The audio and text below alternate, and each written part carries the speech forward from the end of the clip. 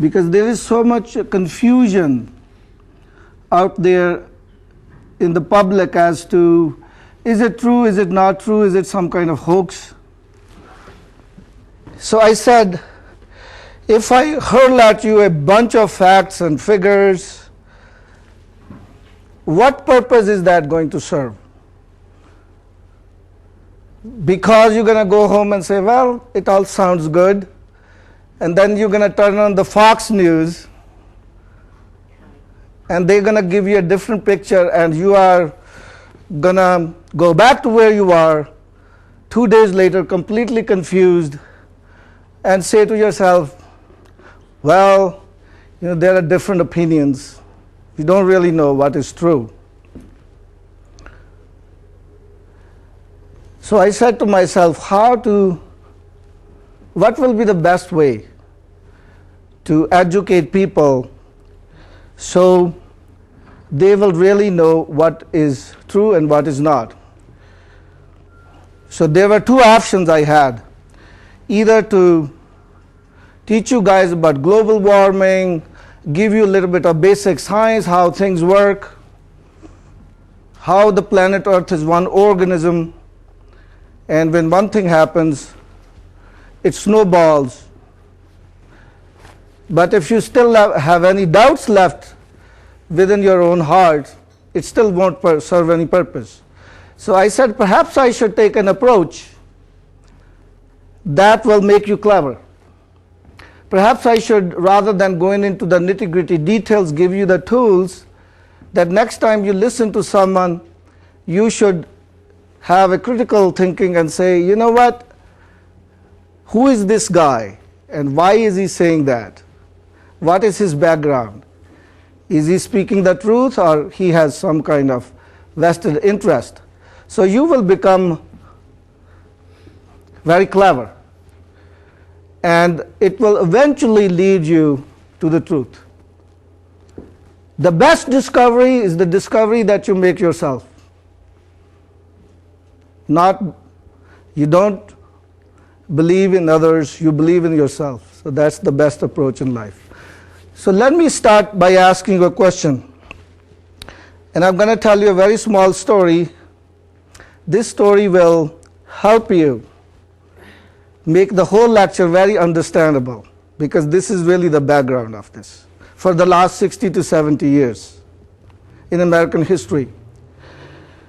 How many of you, if you want to raise your hands, today in 2010 believe that if you smoke cigarettes day after day, month after month, year after year, that you will get lung cancer, or it causes lung cancer? You want to raise your hands? Do you think that cigarette smoking is a factor that causes cancer? How many hands up now? Now 100% of the people have their hands up. And you got it right. Now let me ask you a hypothetical question now. Let's say it's sometimes 90, let's assume or pretend I'm up here on the podium and it's 1965 or 1970.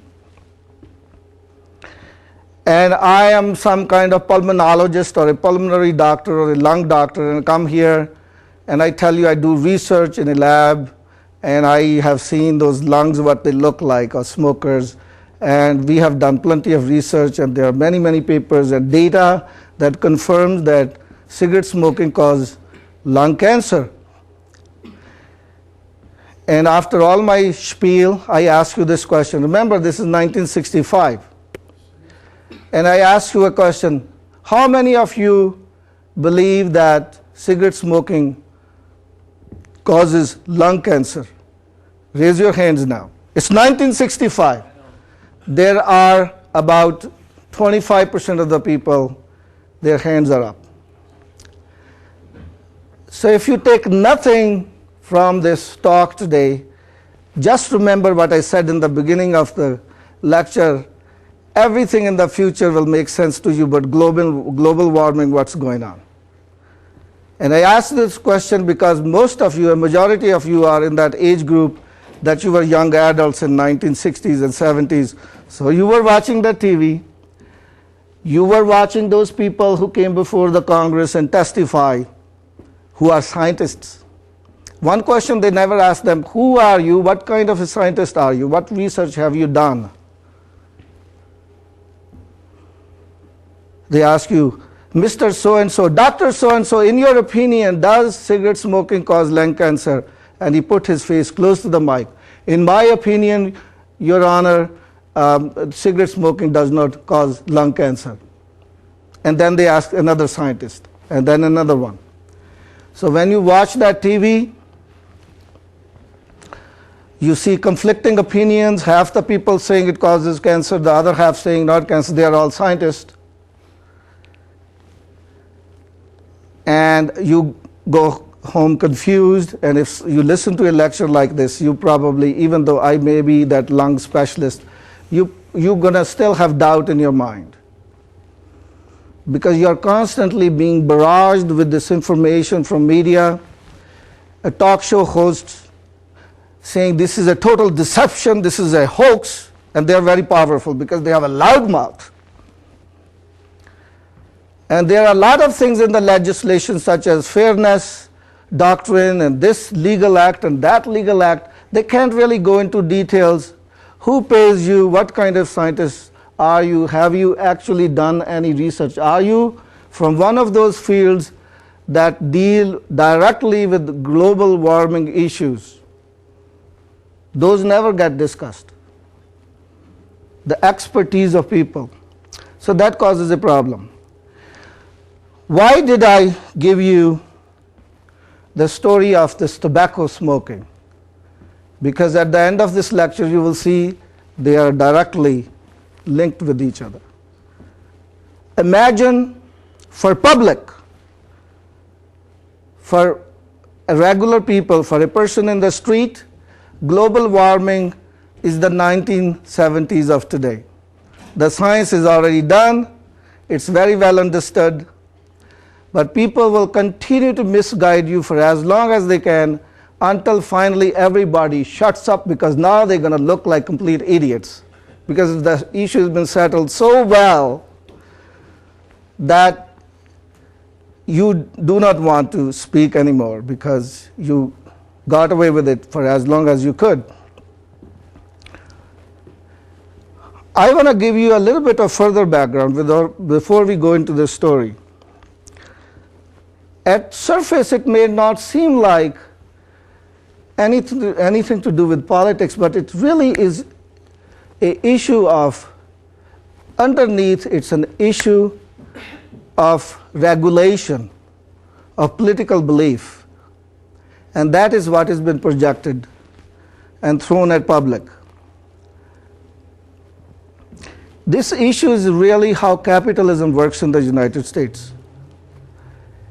And the capitalism model that our founders adopted was a wonderful model, but all along the line, in the beginnings, we had warning that if we adopt this model by Adam Smith,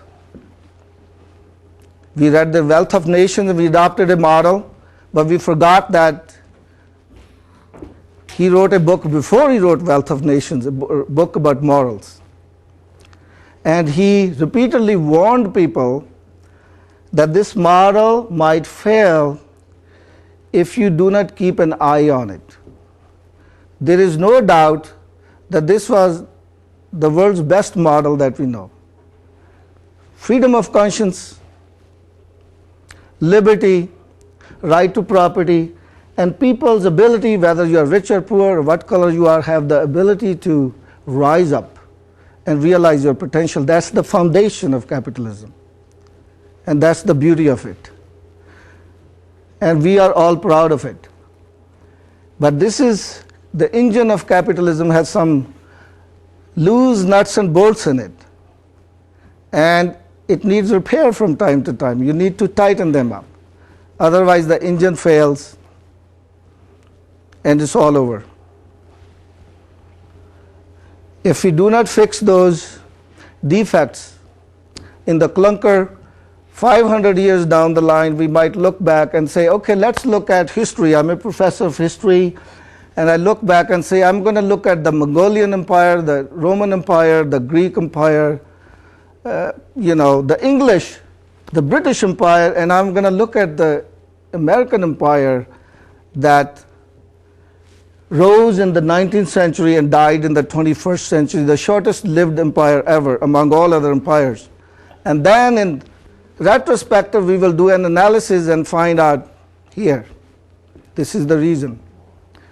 Because if you have a car, you have to maintain it. If you have a body, you have to maintain it. You have to repair it from time to time. You have to oil it to keep it going.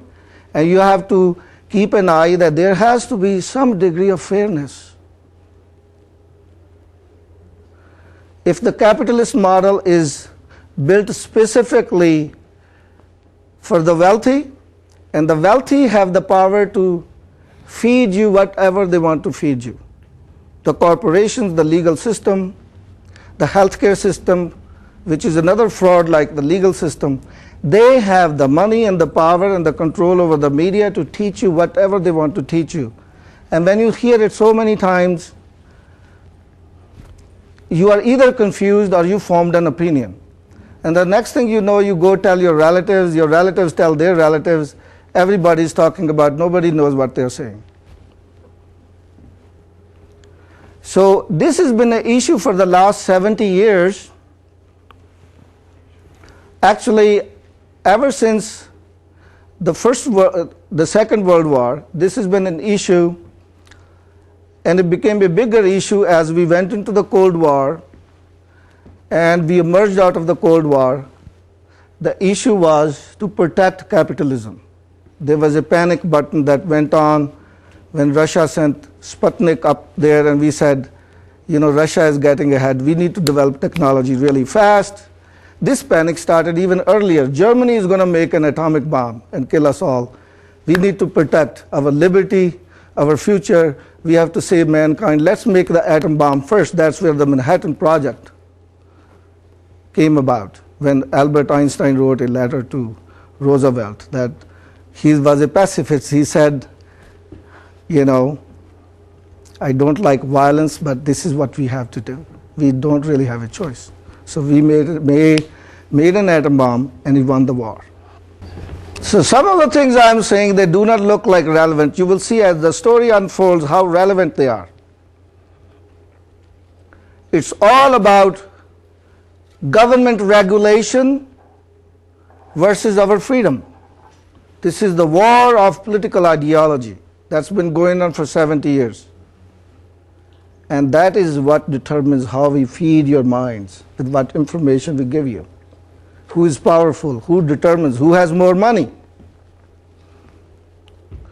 And there is no doubt that we all cherish our freedom. That's the model on which our government, our political and economic system and infrastructure is built. And we value that. I'm personally a great admirer of that, of human freedom, freedom of conscience. So this has been going on for a very long time. With this thing in background, I'm going to tell you the story of global warming. And then what I will do is I will tell you a second story. The second story is the story of doubt, how the doubt was created in the minds of people. So what I just told you will become more relevant, doesn't look like relevant now, but it's related to the story. It gives you upcoming attractions, like what's about to come in the story. It's like the three witches of Shakespeare get together. They don't really tell you what they mean. When shall we three meet again in thunder, lightning, or in rain? When the hurly-burly is done,